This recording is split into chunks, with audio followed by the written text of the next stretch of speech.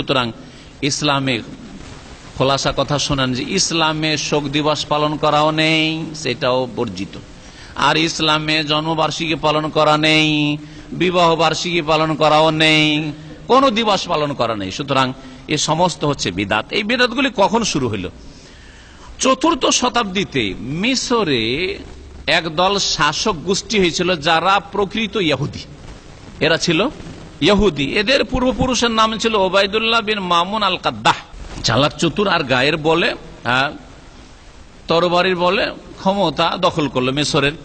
আর সুন্নিদের ওপর যারা আহলে সুন্নাত ওয়াল জামাত, তাদের উপর বড় জুলম অত্যাচার করলো।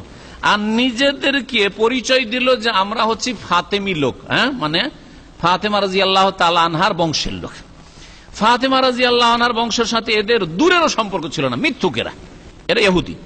কিন্তু এরা দাবি করলো যে আমরা হচ্ছি ওবাইদি। এরা কারণ ওই লোকের নাম ওবায়দুল্লাহ ছিল, ওদেরকে ওবাইদি বলা হয়েছে ইসলামের ইতিহাসে। কিন্তু ওরা নিজেদেরকে ফাতেমি বলতো। আর বেশ কয়েকশো বছর তাদের রাজত্ব চলেছে, এই জুলম অত্যাচার রাজত্ব আর সুন্নিদেরকে জবাই করার রাজত্ব চলেছে তাদের। এরা কারা ছিল? গবেষক ওলামারা বলছেন ওয়াহুম জানাদেকা, এরা বিধর্মী ছিল, ইসলামকে ধ্বংস করার জন্য এসেছিল। এরা ইয়াতাজাহারুনা বিআন্নাহুম রাওয়াফিজ, তারা বাহ্যিক প্রকাশ করত যে আমরা শিয়া, আমরা হচ্ছি রসুল বংশকে খুব ভালোবাসি, নবী পরিবারকে খুব ভালোবাসি, আমরা হচ্ছে শিয়া রাফেজি, এই যে ইরানিদের মতো। ওয়া বাতিনুহুম আল কুফরুল মাহজু, কিন্তু তাদের ভিতরে খালেস কুফরি ভরা ছিল, ইসলামের শত্রু মুনাফিকেরা ছিল। এরা প্রথম 6টি মিলাদ আবিষ্কার করে, যে 6টা জন্মবার্ষিকী পালন করতে হবে। কি কি ছিল? প্রথম মিলাদুন নবী, নবীর জন্মবার্ষিকী পালন করা প্রথম কোথায় শুরু হলো? তাহলে কোন দেশে শুরু হলো? মিশরে শুরু হলো। করলো শুরু কারা? যারা মোনাফেক বিধর্মী ছিল, কিন্তু নাম তাদের সুন্নিও ছিল না। কি ছিল তারা? রাফেজি শিয়া ছিল। জি, নবীর জন্মবার্ষিকী। 2 নম্বর জন্মবার্ষিকী হচ্ছে মওলুদুল ইমাম আলী, ইমাম আলী রাদিয়াল্লাহু আনহু, আলীর কি করতে হবে? জন্মবার্ষিকী পালন করা শুরু করলো। 3 নম্বর মওলিদুস সাইয়্যিদা ফাতেমা, ফাতেমা রাদিয়াল্লাহু আনহার জন্মবার্ষিকী 3 নম্বরে। 4 নম্বর হাসানের জন্মবার্ষিকী। 5 নম্বরে হুসাইনের জন্মবার্ষিকী। 5টা হইল 6টি তারা জন্মবার্ষিকী পালন করা। 6 নম্বর ছিল যে যখন ক্ষমতায় থাকবে তাদের খলিফা, মওলিদুল খলিফা আল হাজির, বর্তমান যে খলিফা থাকবে এই ইসলামের শত্রু এই ওবাইদীদের, তার জন্মবার্ষিকী পালন হইতে থাকবে। তাহলে এদের থেকে যারা শাসকদের জন্মবার্ষিকী, মৃত্যুবার্ষিকী পালন করা শুরু করেছে, ওরাও কিন্তু এদের থেকে নিয়েছে। ওরা এই মিশরের বিধর্মীদের থেকে নিয়েছে, আর না হলে পশ্চিমা সভ্যতা থেকে নিয়েছে, ইহুদি নাসারা থেকে নিয়েছে। আর নবী করিম সাল্লাল্লাহু আলাইহি সাল্লামের জন্মবার্ষিকী, যে 6টি জন্মবার্ষিকী তাদের পালন করা শুরু হয়েছিল, তার প্রথমটি ছিল। এই বেশ কিছুদিন চলতে থাকে। তারপরে আরেকজন তাদের খলিফা আসলো, তাদেরই বংশের, কিন্তু সে বলল যে না, এগুলো চলবে না। কারণ যে যখন ক্ষমতা আসে কিছু দেখাইতে চায়, যে আমাকে কিছু পরিবর্তন করে দেখাইতে হবে।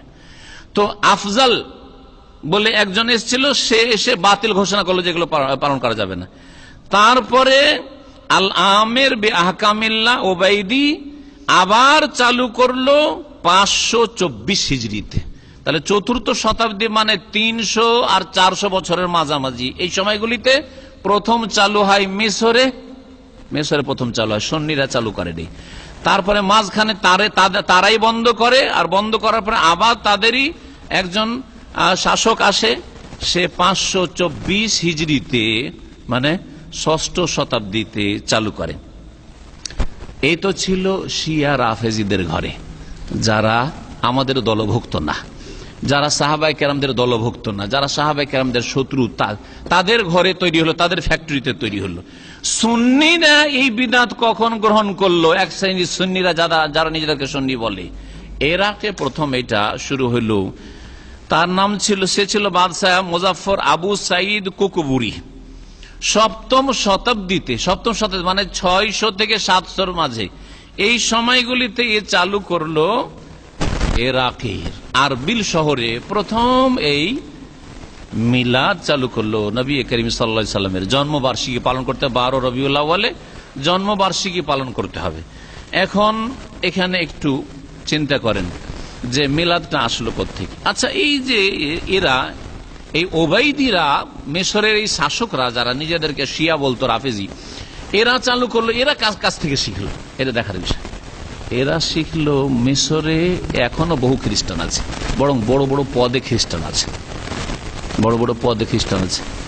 ৭১-এর আগে পূর্ব পাকিস্তানে যে কোনো ক্যাম্পে অথবা থানাতে কনস্টেবল পুলিশ থাকবে, উপর একটা সুবেদারও যদি হয়, একটা দারোগা হয়, তো পশ্চিম পাকিস্তান থেকেও পাকিস্তানি পাঠাইতে হবে, মানে ওই একটু উঁচাগুলো পাঠাইতে হবে। এই যে শোষণ আর পীড়ন চালিয়েছে এই জালেমরা, যার ফলে দেশটা অবনতি এসছে আর ভাঙন ধরেছে, এটা হচ্ছে ইতিহাস। ঠিক তেমনি মিশরে আজকাল নিচে কাজ করছে মুসলিম, আর উপরে নেতৃত্ব দিচ্ছে, হ্যাঁ, উপরে পুলিশ অফিসার হচ্ছে খ্রিস্টান কিপ্তি, জি খ্রিস্টান।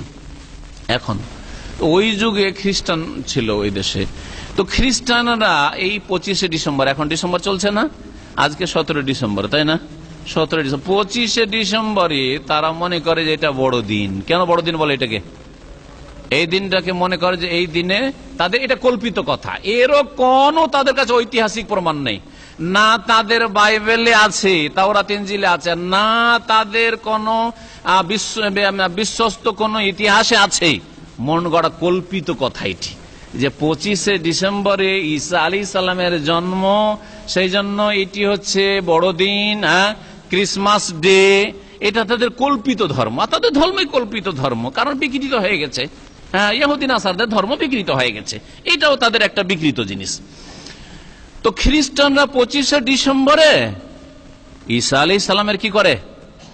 জন্মদিবস পালন করে। তখন এরা বললো যে আমরা পালন করব। হ্যাঁ, এই গোমরাগুলো, এই রাফেজিরা, মিশরের যে ওবাইদিরা, এই শাসকরা বলে আমরা পালন করব, মুহাম্মদ রাসূলুল্লাহ পালন করবো 12 রবিউল আউয়ালে। তাহলে শিখলো কার কাছ থেকে? খ্রিস্টানদের থেকে শিখলো। কারা শিখলো? সুন্নিরা প্রথম না, প্রথম রাফেজি শিয়ারা শিখলো, তারপরে সুন্নিদের কাছে পাচার হয়ে ইরাকে গেল। ইরাক ফিতনার দেশ, সবসময় ফিতনার দেশ, সব যুগে ফিতনার দেশ। ওই ফিতনা ইরাক থেকে ইরান হয়ে, আফগানিস্তান হয়ে, পাকিস্তান হয়ে ভারতে ঢুকলো, ভারত থেকে বাংলাদেশকে ছেয়ে গেল, আর মিলাদে ছেয়ে গেল বাংলাদেশ। জি, মিলাদ একটা income of swords, source of income হয়ে গেছে, ইনকামের একটা সোর্স হয়ে গেছে। এই ছিল মিলাদের ইতিহাস। একটি হাদিস শোনায়, আবু দাউদে হাদিসটি রয়েছে এবং হাদিসটি সহি। আল্লামা আলবানী সহিহুল জামেতে সহি বলেছেন, 6149 নম্বর হাদিস। মান তাশাব্বাহা বিকওমিন ফাহুয়া মিনহুম, যেই ব্যক্তি অন্য কোন জাতির সাথে কি করবে? সাদৃশ্যতা অবলম্বন করবে, তাদের অনুকরণ করবে, তাদের পেছনে পেছনে চলবে, তাদের দলভুক্ত, ফাহুয়া মিনহুম, তাদের দলে সে কি হয়ে যাবে? শামিল হবে। তাহলে যারা মিলাদ করে তারা শিক্ষা নিল কোত্থেকে? খ্রিস্টানদের থেকে। তাহলে যারা তাদের পেছনে পেছনে চলবে, যে ওরা যেহেতু 25শে ডিসেম্বরে ঈসা আলাইহিস সালামের জন্মদিবস পালন করে, আমরা কেন করব না? আমরা কি কম আছি? আমরা করব। তারা তাদের দলে শামিল হবে। নবী করিম সাল্লাল্লাহু আলাইহি সাল্লামের এই হাদিস অনুযায়ী রাদিয়াল্লাহু তাআলা আনহু থেকে বর্ণিত রয়েছে, ক্বালা রাসূলুল্লাহ ইন্নাল্লাহা কাদ আবদালাকুম বিহিমা খায়রাম মিনহুমা ইয়াউমাল আযহা ওয়া ইয়াউমাল ফিতরি। তোমরা এই দিনে উৎসব করছো আর খেলাধুলা করছো, এই দিন আর চলবে না। আনসারীরা এটা জাহিলিয়াতের যুগে করেছিলে, এখন আর চলবে না। আল্লাহ পাক তোমাদেরকে এর বদলে দুটো উত্তম দিন দিয়েছেন।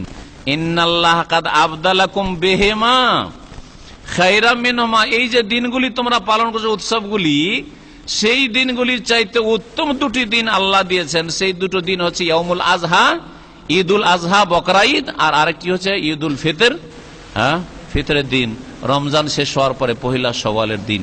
এই দুটো হচ্ছে বাৎসরিক উৎসবের দিন, আমাদের দুটো ঈদ। আর সাপ্তাহিক ঈদ হচ্ছে জুমার দিনের ঈদ। এছাড়া ইসলামে কোনো ঈদ নেই। যারা মিলাদুন্নবীর উৎসব করলো, মিলাদুন্নবী পালন করলো, বরং নাম দিয়ে দেওয়া হয়েছে ঈদে মিলাদুন্নবী, তারা দিন ইসলামে কি করলো? আর একটা ঈদ বাড়াইলো। আর সে মুখে ফুটে বলুক আর না বলুক, তার অন্তর বলছে, তার অবস্থা বলছে, তার চাল চলন বলছে, তার ধর্মকর্ম বলছে যে হে আল্লাহ, তুমি দুটো ঈদ দিয়েছিলে, দুটো ঈদ আমাদের জন্য যথেষ্ট না, না জাতের জন্য। ইয়া রাসূলুল্লাহ, আপনি ঈদুল ফিতর, ঈদুল আজহা বলেছেন, আমরা দুটো ঈদ নিয়ে ক্ষান্ত হইতে পারছি না, আমাদের আর একটা ঈদ লাগবে। সেটা আপনি করেননি, আপনার খোলাফারা করেননি, কিন্তু আপনার সাহাবীরা করেননি, কিন্তু আমরা করব। সেটা হচ্ছে ঈদে মিলাদুন নবী। তাহলে যাদের অবস্থা বলে যে ইয়া রাসূলুল্লাহ আপনারটা যথেষ্ট না, আমাদের আরো কিছু করা লাগবে, তাদের হাসর কোথায় হবে?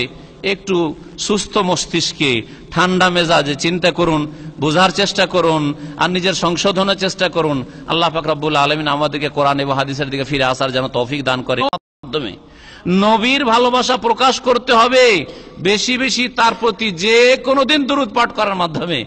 আপনি শুধু 12 রবিউল আউয়াল আপনি দুরূদ পাঠ করবেন, ওয়াজ মাহফিলে মিলাদ মাহফিলে শুধু দুরূদ পাঠ করবেন, আর বলবেন যে নবীকে ভালোবাসি, এটা সাহাবায়ে কেরামের তরিকা নয়।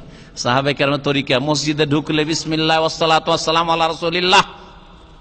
হ্যাঁ, সাহাবায়ে কেরামের তরিকা হচ্ছে যে আজানের পরে, আজান হইলে আজানের জবাব দেওয়ার পরে কি করা? দুরূদ পড়তেন না পড়তেন না? কয়টা লোক পড়ছেন?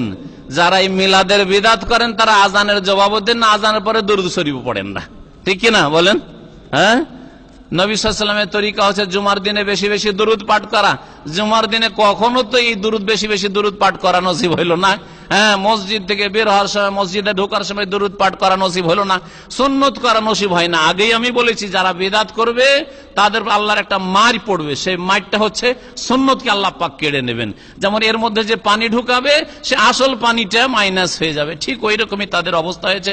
আল্লাহ পাক রব্বুল আমাদেরকে সংশোধন করে ফিরে আসার জন্য তৌফিক দান